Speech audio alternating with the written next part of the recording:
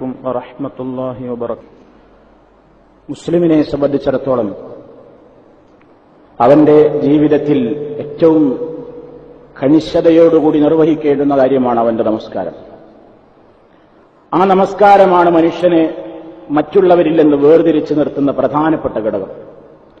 ആ നമസ്കാരത്തിലൂടെ തന്നെയാണ് മനുഷ്യൻ വൃത്തിയാകുന്നത്, ശുദ്ധിയാകുന്നത്. ശാരീരികമായും ആത്മീയമായും ബാഹ്യമായും ആന്തരികമായും മനുഷ്യൻ ശുദ്ധിയാകുന്നത് അവന്റെ ഈ നമസ്കാരത്തിലൂടെ തന്നെയാണ്. അല്ലാഹു തആല അത് പറഞ്ഞിട്ടുമുണ്ട്, ഇന്ന സ്വലാത്ത തൻഹാ അനിൽ ഫഹ്ശാഇ വൽ മുൻകർ. തീർച്ചയായും നമസ്കാരം മനുഷ്യനെ നീചവും നികൃഷ്ടവുമായ എല്ലാ വൃത്തികേടുകളിൽ നിന്നും സംസ്കാര ശൂന്യതകളിൽ നിന്നും മനുഷ്യനെ തടഞ്ഞു നിർത്തി അവനെ നല്ലൊരു മനുഷ്യനാക്കി മാറ്റുന്നു എന്ന് അല്ലാഹു സുബ്ഹാനഹു വ തആല പറയുന്നു. ഇത് നമ്മുടെ ജീവിതത്തിലൊക്കെ കാണണം. നിസ്കാരത്തിൽ നിന്ന് കിട്ടുന്ന പ്രകാശം നമ്മുടെ എല്ലാ സ്ഥലങ്ങളിലും അത് കാണണം. നമ്മുടെ ജീവിതത്തിൽ, നമ്മുടെ ആചാരങ്ങളിൽ, നമ്മുടെ അനുഷ്ഠാനങ്ങളിലൊക്കെ അത് ഉണ്ടാകണം. മറ്റുള്ളവരുടേതായ ആചാരങ്ങളുടെയും അനുഷ്ഠാനങ്ങളുടെയും പിന്നാലെ പോകരുത്. സാന്ദർഭികമായി എന്റെ പ്രിയപ്പെട്ട ആളുകളോടൊരു കാര്യം പറയട്ടെ. ഓണാഘോഷത്തിന്റെ തിരക്കാണ് എല്ലായിടത്തും. എല്ലാ ആൾക്കാരും ഓണത്തിന്റെ പിന്നാലെയാണ്. എന്താണ് ഈ സമൂഹത്തിന് പറ്റിയത് എന്ന് എനിക്കറിഞ്ഞൂടാ. ഇതുവരെ പിന്തി നിന്നിരുന്ന, മടിച്ചു നിന്നിരുന്നവർ പോലും വളരെ ആവേശത്തോടുകൂടെ മുന്നോട്ട് വന്നിരിക്കുന്നു. അതിലേറ്റവും ഈ ഉള്ളവന് ഖേദം തോന്നുന്നത്, ഇസ്ലാമികമായ മനസ്സാക്ഷിയുള്ളവർക്ക് മുഴുവൻ ഖേദം തോന്നുന്ന ഒരു കാര്യം, ഇസ്ലാമിന്റെ പേരിൽ ഈ ആചാരം നടപ്പിലാക്കാൻ തുടങ്ങിയെന്ന് വരുമ്പോൾ ഇതുമാത്രം അത് ഗൗരവമാണ്. സംഘടനകളുടെ പേരിൽ ഇസ്ലാം എന്നുണ്ടായാൽ അത് ഇസ്ലാമാണെന്നാണ് ആളുകൾ വിചാരിക്കുക. എന്നിട്ട് അവർ തന്നെ പൂക്കളമൊരുക്കാൻ മത്സരിക്കുക, അവർ തന്നെ ഇതിന്റെ പേരിൽ തോരണങ്ങൾ തൂക്കുക, അവർ തന്നെ ഇതിന്റെ പേരിൽ കളർ ബൾബുകൾ സംഘടിപ്പിക്കുക, അവർ തന്നെ ഇതിന്റെ പേരിൽ സദസ്സുകൾ സംഘടിപ്പിക്കുക. എവിടുന്നാണ് മുസ്ലിമീങ്ങളെ നമുക്ക് ഈ ആചാരം കിട്ടിയത്? ഇത് പറയുന്ന എന്നെക്കുറിച്ചും അല്ലെങ്കിൽ ഇത് പറയുന്ന ആളുകളെക്കുറിച്ചും പിന്തിരിപ്പനെന്നും ഈ പറയുന്ന വാക്കുകളെപ്പോലും ഈ ഖുതുബയ്ക്ക് ശേഷം ഒരുപക്ഷെ വിമർശന വിധേയമാക്കിയേക്കാം. പരിഹാസ്യമുള്ള പദങ്ങളെന്ന് പറഞ്ഞേക്കാം, പിന്തിരിപ്പനെന്ന് മുദ്രകുത്തിയേക്കാം, മതമൗലികവാദി എന്ന് പറഞ്ഞേക്കാം, സഹിഷ്ണുതയില്ലാത്തവനെന്ന് പറഞ്ഞേക്കാം, ലോകം തിരിയാത്തവനെന്ന് പറഞ്ഞേക്കാം. പക്ഷേ ഒരു ഇസ്ലാമിക പ്രബോധകനെ സംബന്ധിച്ചിടത്തോളം ജനങ്ങളുടെ കയ്യടിയോ ജനസമ്മതിയോ അല്ലല്ലോ അവൻ പ്രശ്നമാക്കേണ്ടത്. ദീനിനെ കുറിച്ച് എന്റെ പ്രിയപ്പെട്ട സഹോദരന്മാര് മനസ്സിലാക്കുക. എവിടുന്നാണ് ഈ ആചാരം വന്നത്? എന്താണ് ഈ ഓണം എന്ന് പറഞ്ഞാൽ? ഈ സമ്പ്രദായം ഇതൊരു ഏറ്റവും വലിയ ഒരു ശിർക്കിൽ അധിഷ്ഠിതമായ വിശ്വാസമാണ്. മുസ്ലിമീങ്ങൾ അവൻ ഏറ്റവും കൂടുതൽ വെറുക്കേണ്ടുന്ന ഒരു വലിയ പാപമാണ് ശിർക്ക്. ഇന്ന ശിർക ലദുൽമുൻ അദീം. ഏറ്റവും കഠിനമായ പാപമാണത്. അള്ളാഹു പൊറുക്കില്ലെന്ന് പറഞ്ഞ പാപമാണത്. നരകത്തിയിൽ പെട്ടുപോയാൽ പിന്നെ രക്ഷപ്പെടില്ലെന്ന് പറഞ്ഞ പാപമാണത്. ആ പാപത്തെ അതിന്റെ മേമ്പൊടി ചേർത്തിട്ടുള്ള ആചാരങ്ങളാണ് ഓണാഘോഷത്തിൽ മുഴുവൻ കാണുന്നത്. പൂക്കളമൊരുക്കുന്നത് ആർക്ക് വേണ്ടി? മാതോരി ഒരുക്കുന്നത് ആർക്ക് വേണ്ടി? പുടവയുടുക്കുന്നത് ആർക്ക് വേണ്ടി? കമനീയമായി അലങ്കരിക്കുന്നത് ആർക്ക് വേണ്ടി? പണ്ടെങ്ങോ ചവിട്ടിത്താഴ്ത്തപ്പെട്ടു എന്ന് പറയുന്ന ഒരു നീതിമാനായ ഭരണാധികാരി പ്രജകളെ കാണാൻ വേണ്ടി ഓലക്കുടയുമേന്തിക്കൊണ്ട് നാടൊട്ടാകെ കാണാൻ വരുമ്പോൾ അയാളുടെ കണ്ണിന് കുളിർമ പകരാൻ വേണ്ടി രാജ്യത്തൊട്ടാകെയുള്ള പ്രജകൾ ആഘോഷങ്ങൾ നടത്തുന്നു എന്നതാണ് ഐതിഹ്യം. തൃക്കാക്കര അപ്പന്റെ ഭക്തിയാണ്, അയാളോടുള്ള ഭക്തിയാണ് ഓണാഘോഷത്തിന്റെ കാതൽ. ഈ കാതലാണ് മുസ്ലിമീങ്ങൾക്ക് പ്രശ്നം. അതുകൊണ്ട് തന്നെ ഏകദൈവ വിശ്വാസത്തിൽ അധിഷ്ഠിതമായി ജീവിക്കുന്ന, തൗഹീദിനെ കുറിച്ച് സ്നേഹിക്കുന്ന ഒരൊറ്റ മുസ്ലിമിന്റെയും മനസ്സ് ഈ ആചാരത്തോടൊരിക്കലും സമരസപ്പെട്ടു പോയിക്കൂടാ, അതിന്റെ പിന്നാലെ പോയിക്കൂടാ. ചിലരൊക്കെ ന്യായീകരണം പറയുന്നു, ഞങ്ങള് ആ നിലക്കുള്ള വിശ്വാസമൊന്നും ഞങ്ങൾക്കില്ല, ഞങ്ങൾക്ക് ആ നിലക്കുള്ള മറ്റുള്ള പ്രവർത്തനമൊന്നും ഞങ്ങൾ ചെയ്യുന്നില്ല, ഞങ്ങളിങ്ങനെ വെറുതെ അന്നൊന്ന് സെറ്റിമുണ്ടെടുക്കുന്നു, അതുപോലെ തന്നെ മറ്റു രൂപത്തിലുള്ള പല ആഘോഷങ്ങളും ചെയ്യുന്നു, അതിലിപ്പോ എന്താ തെറ്റ്? നിങ്ങളൊന്നും ഈ ലോകത്തല്ലേ താമസിക്കുന്നത് എന്ന് ചോദിച്ചുകൊണ്ട് പരിഹസിക്കുന്നു. പ്രിയപ്പെട്ട സഹോദര, ഒന്ന് ചിന്തിക്കൂ. നിങ്ങൾക്ക് വെറുപ്പുള്ളൊരു കാര്യം നടന്നു എന്ന് വിചാരിക്കുക. നിങ്ങളുടെ കുടുംബത്തിൽ നിങ്ങളുടെ ബാപ്പയെ ഒരാൾ കൊല ചെയ്തു എന്ന് വിചാരിക്കുക, അല്ലെങ്കിൽ നിങ്ങളുടെ പെങ്ങളെ ഒരാൾ അപമാനപ്പെടുത്തി എന്ന് വിചാരിക്കുക. നമുക്ക് പൊറുക്കുമോ അത്? നാം ഇഷ്ടപ്പെടുമോ അത്? നമ്മുടെ വികാരം അതിന്റെ പിന്നാലെ പോകുമോ? വിവേകം പിന്നാലെ പോകുമോ? പോകില്ല. അങ്ങനത്തെ ഒരു കാര്യം, വെറുക്കപ്പെട്ട ഒരു സംഭവം, നമ്മുടെ മനസ്സിൽ ഏറ്റവും കൂടുതൽ വെറുപ്പുണ്ടാക്കുന്ന ഒരു സംഭവം നമ്മുടെ കുടുംബത്തിൽ നടന്നു എന്ന് വിചാരിക്കുക. ഒരു കൂട്ടര് നമ്മുടെ കുടുംബത്തിൽ നടന്ന ഈ ഒരു സമ്പ്രദായം വാർഷികം അങ്ങനെ ആഘോഷിക്കണം. എല്ലാ കൊല്ലവും വരുമ്പോ അതിന്റെ പേരിൽ ചോറ് വെച്ച് വിളമ്പുക, ഇതിന്റെ പേരിൽ ആഘോഷം എന്ത്? അന്നത് നടന്ന പരിപാടിയാണ്. അവർക്ക് അതിന് വലിയ സന്തോഷമാണ്. നിങ്ങളതിൽ പങ്കെടുക്കുമോ? കാരണം നിങ്ങൾക്ക് ഏറ്റവും മനോവശമുള്ള വെറുപ്പുള്ള ഒരു കാര്യമാണ് ഇവരുടെ ആഘോഷത്തിന്റെ തുടക്കം. എങ്കിൽ ശിർക്കിൽ അധിഷ്ഠിതമായ തൃക്കാക്കര അപ്പനെ പ്രീതിപ്പെടുത്തുന്ന, ഓണത്തപ്പനെ പ്രീതിപ്പെടുത്തുന്ന അതുപോലെ തന്നെ ഒരു രാജാവ് പുനർജനിച്ചുകൊണ്ട് പ്രജകളെ കാണാൻ വേണ്ടി വരുമെന്ന് പറയുന്ന രൂപത്തിലുള്ള അന്ധവിശ്വാസങ്ങളിൽ അധിഷ്ഠിതമാണ് ഈ ഓണാഘോഷങ്ങൾ. അതിന്റെ പിന്നാലെ മുസ്ലിം പോയിക്കൂടാ.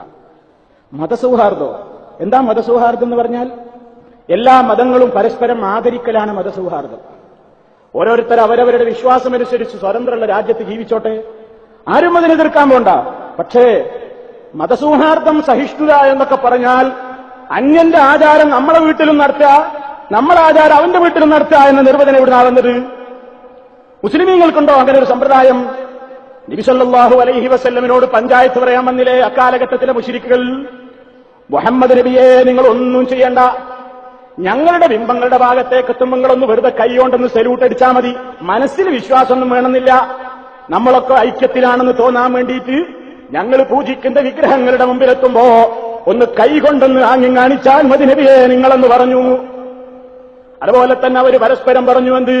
നിങ്ങളുടെ ആചാരങ്ങളിലൊക്കെ ഒരു കൊല്ലം ഞങ്ങൾ പങ്കെടുക്കുക, ഞങ്ങളുടെ ആചാരങ്ങളിലൊക്കെ പിറ്റേ കൊല്ലം നിങ്ങളും പങ്കെടുക്കുക, അങ്ങനെ നമുക്കിവിടെ സർവമത സൗഹാർദ്ദം നിലനിർത്തിക്കൊണ്ട് മുന്നോട്ട് പോയിക്കൂടെ എന്ന് ചോദിച്ചപ്പോ വിശുദ്ധ ഖുർആൻ പറയുന്നു, ഖുൽ യാ അയ്യുഹൽ കാഫിറൂൻ, ഓ നിഷേധികളെ, ലാ അഅ്ബുദു മാ തഅ്ബുദൂൻ, നിങ്ങൾ ആരാധിക്കുന്നതിന് ആരാധിക്കാൻ എന്നെ കിട്ടില്ല. ലക്കും ദീനുക്കും വലിയ ദീൻ, നിങ്ങൾക്ക് നിങ്ങളുടെ മതം, എനിക്ക് എന്റെ മതം. എന്താ സൗഹാർദ്ദത്തിന് കുറവ്? ഇതിൽ വല്ല സൗഹാർദ്ദത്തിന് കുറവുണ്ടോ? നിങ്ങൾ നിങ്ങളെ മതം അനുസരിച്ച് ജീവിച്ചോ സഹോദര, എന്നെ എനിക്ക് വലിച്ചേക്കണ്ട. എന്ത് വളരെ നന്നായിട്ട് പറഞ്ഞൂടെ?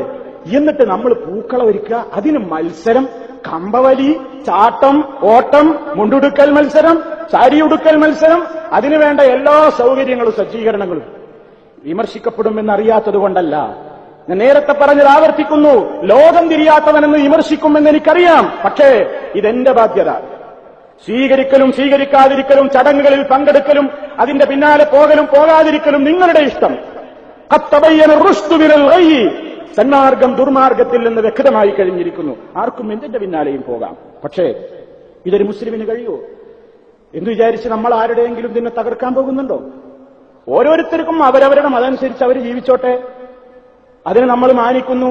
പക്ഷെ ആശംസിക്കാൻ പോകണ്ട. ആശംസ നടത്തേ, ക്രിസ്തുമസിന് കാണാ ആശംസ, ഓണത്തിന് കാണാ ആശംസ. എന്താ ഈ ആശംസ? അതിന്റെ ഗൗരവം ചിരിച്ചിട്ടുണ്ടോ? നിങ്ങൾ ചെയ്യുന്ന എല്ലാ തോന്യാസങ്ങൾക്കും അടിയിൽ ഞാൻ ഒപ്പിട്ടിരിക്കുന്നു ഒരു ആശംസ. ഇത് പറയാൻ മുസ്ലിമിന് പറ്റുമോ? ഇത് പറയാൻ മുസ്ലിമിന് പറ്റുമോ? ചിന്തിക്കണം. ഞങ്ങൾക്ക് ആ വിശ്വാസമൊന്നുമില്ല, അതിനാ ഞാൻ നേരത്തെ പറഞ്ഞത്. ആ വിശ്വാസമൊന്നുമില്ലാതെ നിങ്ങൾക്ക് ഏറ്റവും വെറുപ്പുള്ളൊരു കാര്യം നടന്ന ഒരു ദിവസം അതിന്റെ വാർഷികം ഇങ്ങനെ ആഘോഷിക്കുന്നോ പറയണ്, ഞങ്ങൾക്ക് ആ വിശ്വാസമൊന്നുമില്ല, പക്ഷെ അതാ നടന്ന ഒരു ഓർമ്മക്ക് നിങ്ങൾ സമ്മതിക്കോ? എങ്കിൽ മുസ്ലിം ഏറ്റവും കൂടുതൽ വെറുക്കുന്ന പാപമാണ് ശിർക്ക്. അള്ളാഹു ഒരിക്കലും പൊറുക്കാത്ത പാപമാണ് ശിർക്ക്.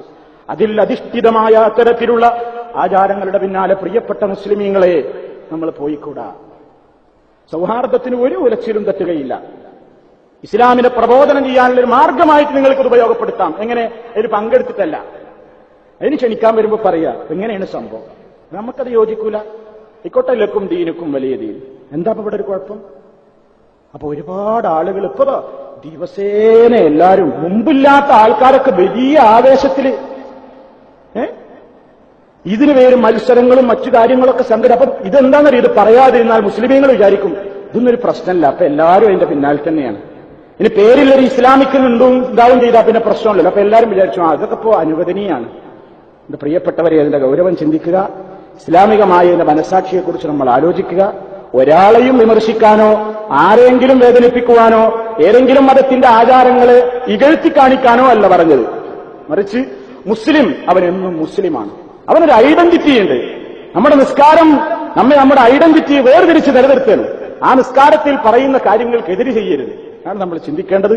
സർവശക്തനായ അള്ളാഹു മഹാനായ നബി സല്ലല്ലാഹു അലൈഹി വസല്ലം പഠിപ്പിച്ചതെന്ന മാർഗത്തിൽ ഉറച്ചു നിന്നുകൊണ്ട് ജീവിതാന്ത്യം വരെ പ്രവർത്തിക്കുവാനും അതേ ആദർശത്തിൽ തന്നെ മരിച്ചു പോകുവാനും നമുക്കെല്ലാം തൗഫീഖ് പ്രദാനം ചെയ്യുമാറാകട്ടെ. ശാരീരികവും മാനസികവുമായ എല്ലാവിധ പ്രയാസങ്ങളിൽ നിന്നും സർവശക്തൻ നമുക്കെല്ലാം മോചനം നൽകുമാറാകട്ടെ. എല്ലാവിധത്തിലുള്ള അന്ധവിശ്വാസങ്ങളിൽ നിന്നും അനാചാരങ്ങളിൽ നിന്നും സർവശക്തൻ നമ്മുടെ വിശ്വാസത്തെയും കർമ്മങ്ങളെയും മോചിപ്പിച്ച് കാത്തുരക്ഷിക്കുമാറാകട്ടെ. നമ്മുടെ ജോലികളിൽ, നമ്മുടെ പ്രവൃത്തികളിൽ അള്ളാഹു ഖൈറും ബർക്കത്തും മനസ്സമാധാനവും ചൊരിയുമാറാകട്ടെ. നമ്മളിൽ രോഗികൾക്ക് അള്ളാഹു ശിഫ നൽകുമാറാകട്ടെ. നമ്മളിൽ നിന്ന് മരണപ്പെട്ടു പോയ ആളുകൾക്ക് അള്ളാഹു മഗ്ഫിറത്ത് നൽകി അനുഗ്രഹിക്കുമാറാകട്ടെ. اللهم ربنا تقبل منا إنك أنت السميع العليم اللهم اغفر للمؤمنين والمؤمنات والمسلمين والمسلمات الأحياء منهم والأموات إنك مجيب الدعوات وقاضي الحاجات. اللهم أعز الإسلام والمسلمين وأذل الشرك والمشركين. اللهم أجرنا من النار، اللهم أجرنا من النار، اللهم أجرنا وأجر والدينا من النار. ربنا اغفر لنا ولإخواننا الذين سبقونا بالإيمان ولا تجعل في قلوبنا غلا للذين آمنوا ربنا إنك رؤوف رحيم. توفنا مسلمين وألحقنا بالصالحين والحمد لله رب العالمين.